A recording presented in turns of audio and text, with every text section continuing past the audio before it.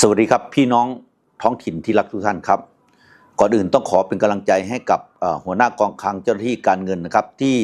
ปัญหาเกี่ยวกับเรื่องกีฬาแอดที่มีปัญหาอยู่ในปัจจุบันนะครับทางสมาคมเองได้มีการประสานงานไปยังกรมส่งเสริมปกครองส่วนท้องถิ่นว่าขณะนี้เขาได้ดำเนินการเกี่ยวกับเรื่องการแก้ไขปัญหาเรื่องกีฬาแอดเป็นอย่างไรนะครับซึ่งตอนนี้เขาก็มีการขยายฐานนะครับจาก1,000 อบตเป็น 2,000 แล้วนะครับแล้วก็พยายามที่จะเพิ่มนะฮะเส้นทางในการที่จะเข้าสู่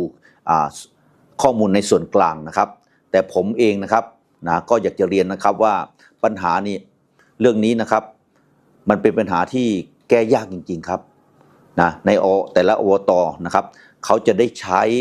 ลงกีฬาแอดนะครับในช่วงไหนท่านทราบไหมครับว่าในช่วงตอน6 โมงเย็น2 ทุ่ม3 ทุ่มครับมันถึงใช้ได้ครับในเวลาปกติแทบจะใช้ไม่ได้เลยนะครับอันนี้คือปัญหาดังนั้นก็ฝากไปยังกรมส่งเสริมปกครองส่วนท้องถิ่นนะครับท่านช่วยแก้ตรงนี้ครับในนามของสมาคมอบตนะครับผมเสนอแนวทางว่าท่านครับนะฮะแยกออกมาเป็นภาคได้ไหมครับหรือแยกมาเป็นแต่ละจังหวัดนะครับนะเพื่อเส้นทางในการที่จะเข้าถึงซึ่งข้อมูลต่างๆมันจะได้นะไม่มากเกินไปครับ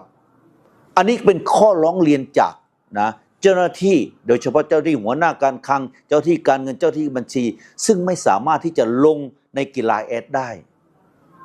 เขาต้องเสียเวลาในการที่จะต้องนอกเวลาราชการในการที่จะทำเรื่องนี้นะครับฝากไปยังกรมส่งเสริมปกครองส่วนท้องถิ่นด้วยนะครับว่าปัญหาต่างๆเหล่านี้นะฮะช่วยแก้ไขปัญหาอย่างเร่งด่วนครับถ้าเป็นไปได้อย่างที่สมาคมเสนอนะครับว่าแยกมาแต่ละภาคซะแยกมาแต่ละจังหวัดซะเพื่อที่เขาจะได้มีแนวทางในการแก้ไขปัญหาข้อมูลมันจะได้ไม่โหลดเกินไปครับนะฝากด้วยครับกีฬาแอดครับนะฮะปัญหาของท้องถิ่นครับขอบพระคุณครับ